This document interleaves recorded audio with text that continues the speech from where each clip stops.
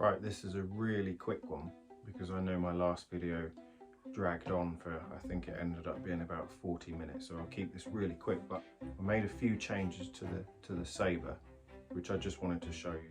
So basically, I wasn't happy with, there were a couple of things that just I personally wasn't very happy with. It wasn't anything to do with the design of the saber or anything that Theory sabers had done wrong. I just wanted to make a couple of little changes really. So firstly, the blade plug.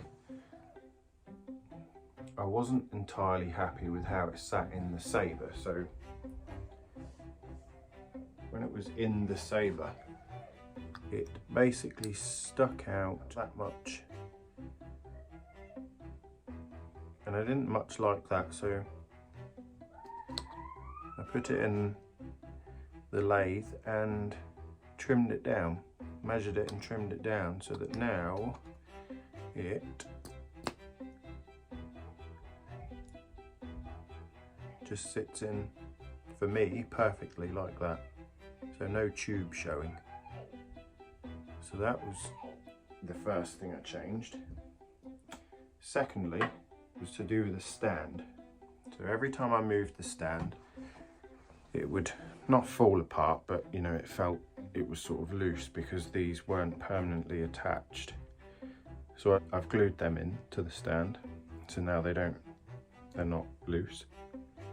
And also, I don't know if you can see that I've added some rubbers so that the saber isn't sitting on plastic, it's sitting on rubbers, plus it stops it from moving around. The biggest change I made was to the neck. So I will flash up some pictures of how it was before.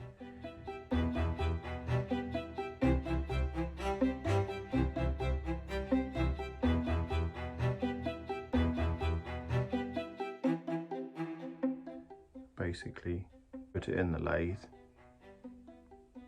and took all the finish off it so that it's much shinier now, much more golden in colour, which I much prefer.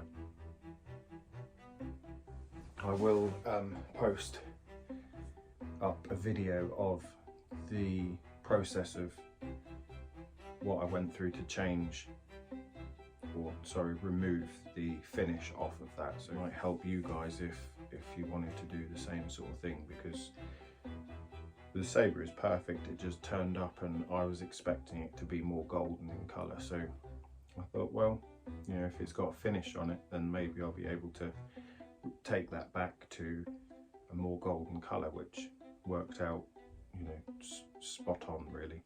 So I'm really happy with that. I'm really happy with the blade plug and how that now sits in, and I'm much happier with the stand with the rubbers on, and the uprights are now properly glued in. So good stuff.